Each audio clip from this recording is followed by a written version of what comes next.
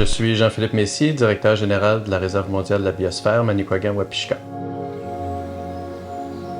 Donc, dans le cadre de la Réserve de biodiversité Wapishka, les mécanismes de concertation qui ont pris cours sont principalement le comité de gestion. Donc, c'est le comité qui regroupe l'ensemble des intervenants intéressés par le développement, la mise en valeur, la conservation du territoire.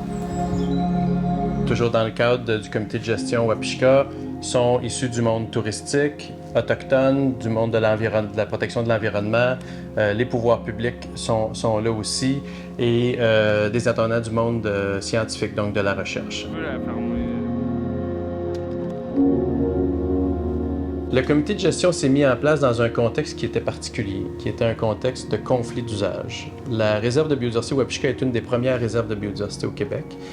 Et la protection de ce territoire-là a fait émerger plusieurs intérêts, notamment des intérêts de tourisme motorisé, motoneige, qui étaient en conflit avec des intérêts non motorisés, etc.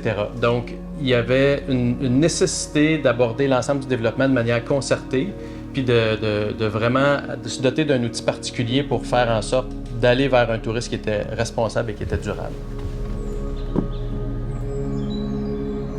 Le plan directeur, c'est l'outil dont s'est doté le comité de gestion pour s'assurer que le développement du massif, d'un point de vue touristique en particulier, allait se produire de façon responsable et durable. Ce plan directeur-là contient des principes sur lesquels on s'est entendu, il contient des orientations, puis il contient des objectifs. Des principes parce qu'il s'agit d'une aire protégée, donc on ne peut pas développer le tourisme de n'importe quelle manière. Il faut que ça se fasse de façon cohérente avec le fait qu'on a une aire protégée aussi. Donc, par exemple, on a adopté un principe de précaution qui fait en sorte qu'on va aller un petit peu plus loin dans les mesures qu'on va mettre de l'avant pour s'assurer qu'on ne porte pas atteinte à l'aire protégée. On a aussi des orientations dans le plan directeur, dont l'une est le tourisme durable, où est-ce que là, on vient décortiquer chacune des activités qui ont le potentiel de se développer ou sont déjà développées à l'intérieur de la réserve de biodiversité.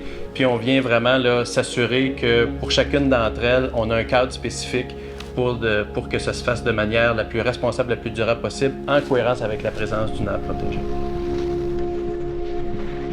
Le plan directeur se met en œuvre via une série d'actions qui sont déjà prévues, qui viennent se rattacher à chacun des objectifs puis à chacune des orientations du plan directeur.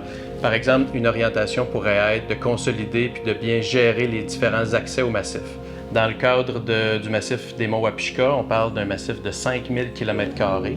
Alors imaginez le nombre d'accès, on devait avoir une orientation puis des objectifs précis par rapport à la consolidation de ceux-ci.